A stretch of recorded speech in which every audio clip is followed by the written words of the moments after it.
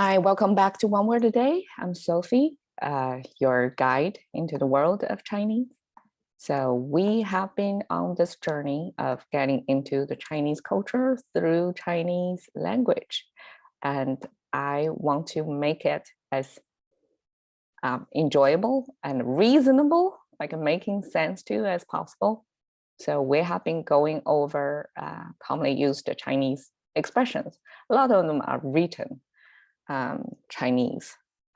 Then that we have 4 characters form this very condensed story or meaning or sense that captured in this 4 character form. So I'm using that almost like tiniest poetry over there, and to show you how the language are used and how each word are formed. So yesterday we talked about 义愤填膺, the sense of injustice caused anger, fill your chest, and simply means indignation in English. And today we're going to continue with this word 填. So this action word is going to fill something else. 精卫填海. So, 精, I think we talked a little bit about the 精 before. It means refined or delicate. It came from the character. The meaning maker here is rice or grains. So anything that came from farm, that's grains, are going to be processed. Or not. So those after process means it's refined. You don't have the the shafts or shells, things you don't eat. So that's 精. The right side is the sound maker, right? A sound like 清. It's a color. In the past, it's kind of a color, dark, very dark color. So this is refined grain. It came from food, but then the meaning becomes refining, the process of refining. So simply become refined and something fine. Okay, so that's the logic, the evolution of this character. Second one, wei. I guess it came from some drawing that in this shape, that means guarding, protecting. It's we use like a bodyguard, or well, not exactly, because bodyguard we have another phrase. But this is like if you protect, you defend, 保卫. So if you defend your country from invasion, that's the way we're using there. So it means, protect.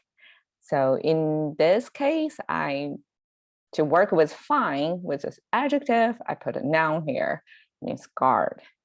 But it has nothing to do with guard or even a guy. It's actually a girl's name in the ancient mythology in Chinese. I'm going to get there after the last word, hai, explained. So this is hai came from this meaning water, right? This 3, because we see the water in its full form is like got a middle stream and then the side streams, right? That kind of water looking streaming image. But when it becomes a meaning maker inside another character, it got to be simplified. So just 3 dots with the top 2 pointing downward like this way and the bottom going upward. So that means water, anything related to water. And then the right side, of course, the sound maker takes the majority of the space to make you clear that this is how it sounds like. Hai, is the whole word, but by itself, currently in contemporary Chinese, I mean, it sounds like 每 means individual, each. Nothing sounds like hai, right? But that's how it goes. And this simply means the sea. So far we have learned the mountain, which is like 3 pillars, right? Connected at the base, that's mountain. And this is sea. Okay, so the story, here we go. This is one of the earliest mythologies that I think is probably before even written Chinese to record exactly what that story is like. So we got this oral history, and later on, people, of course, start to write that story down and give us a sense of what's the mythology is about. So in ancient time, of course, we have rulers or whoever rose to power and eventually become like idolized, become like a superpower. So this is the daughter of one of the superpower, semi-god kind of figure in Chinese mythology. And she was this little girl playing by the ocean or the sea one day and got drowned and died from it. So it's an unfortunate accident, but because she was a daughter of a superpower, right? And I guess it's kind of semi-god because how can a god die, right? So, but in any case, this is kind of semi-immortal. So she was able to get killed from this drowning accident. But because she got this bloodline from a superpower, right? Demigod figure. So she was able to transform into a bird. And we can see the wings spread here. Of course, this is, later interpretation of how she would look, right? So she was transformed after the death, the passing away of a human body into a bird. And what she did is, because she was killed as a kid, so there was nothing much going on in her short life, but she was so disappointed by this early immature death, right? She spent the rest of her bird body life. I don't know how long that is because this is demigod and this is legendary. So spent the rest of that bird life to fill up the ocean. So here we have Jing Wei is her name, this fine guard, but it's just a character that doesn't carry meaning, but it's her name. It's a Jing Wei. And Tian Hai, fill the sea. So that's all she does after death. In her afterlife, that's all she does, that she wants to fill up the ocean, the sea, to make it disappear as part of her grand revenge action. And there are a lot of varieties of interpretation of what exactly the lesson from the story and why, like, when we got the story passed down to generations, to our current culture, right? When I heard the story of Jing Wei Tian Hai, so it's, for one thing, for the young kid, be careful around water, you don't want to get drowned, and then brought up this legendary, we know this is mythology, it's not in real life, but this is somebody who is so committed to damage the sea, which took her life, right? So on the one level, it's a safety warning. On the other level, it came from the ancient times, right? So there were contexts, like what happened before in the ancient times. So some were saying like this is kind of like a political reflection back then of like some two nations or two tribes were at war, and one side got defeated and was not happy about the defeat, and put this mythology figure to represent the determination to revenge. And the way it's revenging is interesting, because we know just by filling with little rocks into the sea, throwing it every day, it's not going to do anything much to the sea, right? And water is still there. If it's filled here, it's going to flow somewhere else, right? So it's like really ineffective way of revenging.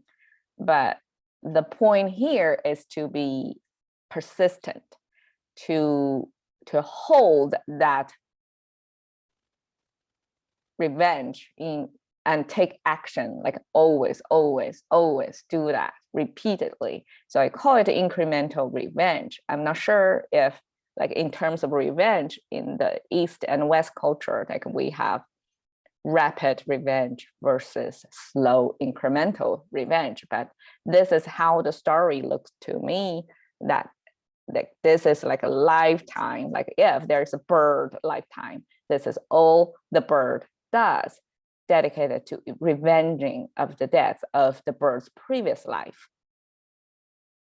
And artistically, this is a, of course, imagined depiction of how that looks like. And this is the ancient lady looking image with this strange two arches braiding coming on top of head. I never know how that's done, but that's the like aesthetic back then, to have the girls from I guess upper class back then, to have that kind of hairdo. The unifying factor with the Western is like, if you have a super high hairdo, it must be done by somebody else, right? That your maid, whoever, your hairdresser. So you can afford to have this luxurious hairstyle to show your class, right? And then the clothing too, like you can kind of see it's a pretty well dressed, and this gown, there's a flowy image, and this strings of fabric kind of spreading out.